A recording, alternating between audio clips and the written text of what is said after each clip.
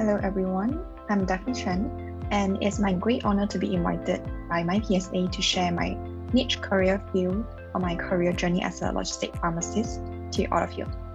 So coming to the first question, what was my initial plan after graduation? So my initial plan after completing my Bachelor of Pharmacy was to undergo my PRP training in a government hospital and then venture into the corporate world after completing my PRP and FRP. And I would say I got lucky for getting into the hospital of my choice, Hospital Kuala Lumpur, which is the largest hospital in Malaysia. So upon completing my PRP training, I was assigned to the Logistic Pharmacy unit as a floater while waiting for the FRP placement result. Then the result came out and I had to undergo my FRP compulsory service year in the same hospital. I was later assigned to the HKL COVID-19 vaccination center as an AEFI pharmacist for 2 months. And after 2 months, I was then assigned to the Logistic Pharmacy as a logistic pharmacist. Coming to the second question, what inspired me to pursue this field and career? So my decision to pursue this hospital pharmacy field as the beginning steps of my career was because I wanted to gain as much experience and exposure as possible, which was why I chose HKL at the first place. Because being a pharmacist in the largest government hospital, we get to deal with many different cases and we get to expose to many different drugs that other facilities may not have. Moreover, being a logistic pharmacist in HKL, my primary responsibility was on sebut harga of drug and non-drug items. I had to ensure the completion of sebut harga contract renewal for all the drug and non-drug items involved.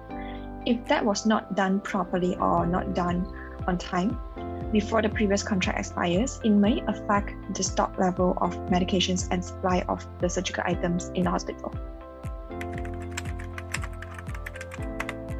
Moving on to the third question, what is the most challenging thing that you have faced in your career? Well, talking about challenges I faced as a logistic pharmacist specifically, it would definitely be following the timeline and meeting the deadline. Because the whole process of renewing sebut harga contract can take up to 3 months, a maximum of 3 months. And the process involves many different stakeholders like pharmacists, doctors, and users from different departments. Sometimes the timeline may get dragged due to various unforeseen factors.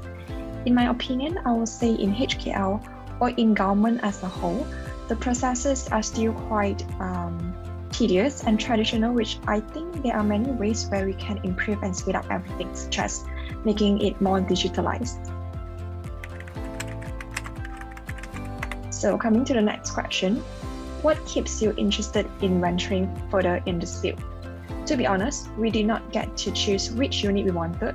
We were assigned to whichever unit that needed a junior pharmacist at that time. And I believe that the same applies to the other government facilities like hospital or clinic kesihatan as well. However, I see this opportunity as a bonus for myself to gain exposure of a unique niche field in my hospital pharmacy career before I leave the hospital setting. So for those of you who are looking for a path like mine, planning to venture into the private setting after finishing your government hospital training, your logistic pharmacy exposure and experience will help you to open extra doors in the outside world. So the next question, what are the special traits or skills needed in this field of pharmacy? So being a logistic pharmacist, you will need your pharmacy knowledge still.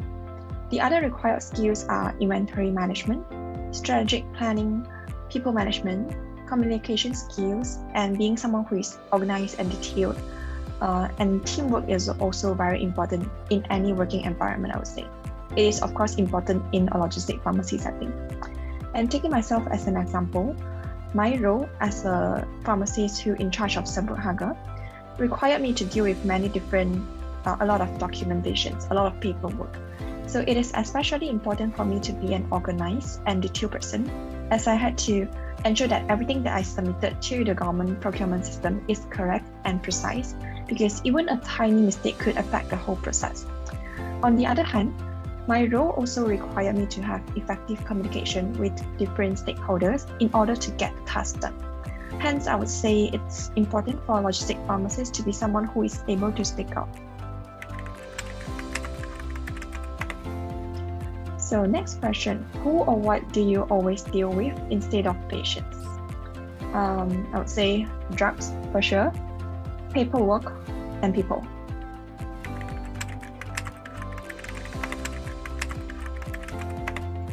So the last question, any advice you would like to share to the pharmacy graduates or students who would like to venture into the field of logistics? Okay, to everyone out there, if the opportunity comes to you, don't reject it. Consider it as a special ticket, which can help you to open more doors in the private setting. This role can help you to develop niche skill sets and exposure.